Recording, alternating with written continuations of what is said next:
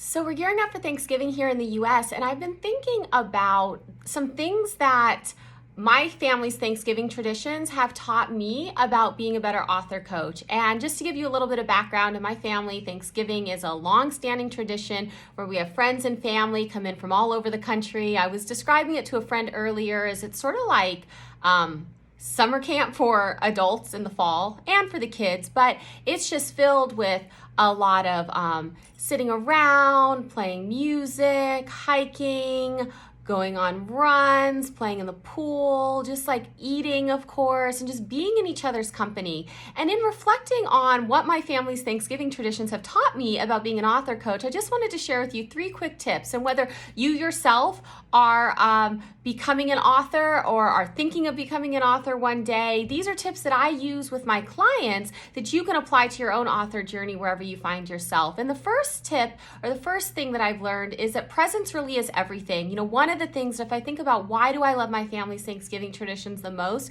it's about being together. And as an author coach, that's something that I try to do first and foremost. No matter what the objectives are today, the goals, what we have to accomplish, it's about being present with another human being, having those moments of humanity where we can just check in with each other and say, how are you really? You know, what's really going on with you? Because when we can establish that relationship, then we can do the work in a better way. And so presence is really everything. The second thing is that rituals and routines are often hard until they're not, right? And so if I think about my family's Thanksgiving traditions, if you were to be a visitor now, it would look like it was seamless. It's like, how does all of this food just get prepared and put on the table for 50 some people? How do the name tags get done, the seating arrangements, all of this stuff? But it only seems seamless now because we've had more than that, like 30 plus years of just growing this tradition. And so when it comes to showing up with my authors and coaching them through the author process, oftentimes in the beginning, there's things that are hard and they look at me and they're like, well, how is that easy for you? And I say, well, it hasn't always been easy,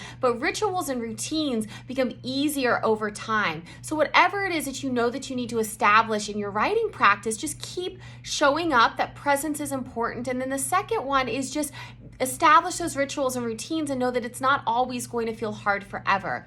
And the third thing is, and this is something that I really live my life by, but I'm just reminded of just anew every Thanksgiving, is that gratitude really shifts everything. Everything. So one thing that I do when I'm my team meetings, when I'm showing up with authors, when I'm sitting down for my own writing project, is I always approach it with what are 3 things that I'm grateful for in this moment, because there's been recent research that even really shows the impact of gratitude on your brain health, on your productivity, on all these different things. So just to recap, 3 things that my family's Thanksgiving traditions have taught me that have made me a better author coach, and I think also made me a better author, is presence is everything, rituals and routines are only hard until they're easy, and gratitude shifts the atmosphere. Whether you're in the United States and you're celebrating Thanksgiving this week with your family, or you're watching this, on a replay at a later time, I just wish you joy, I wish you love, I wish you the ability to be deeply present with whatever it is that you're doing wherever you are. Have a great day, everyone.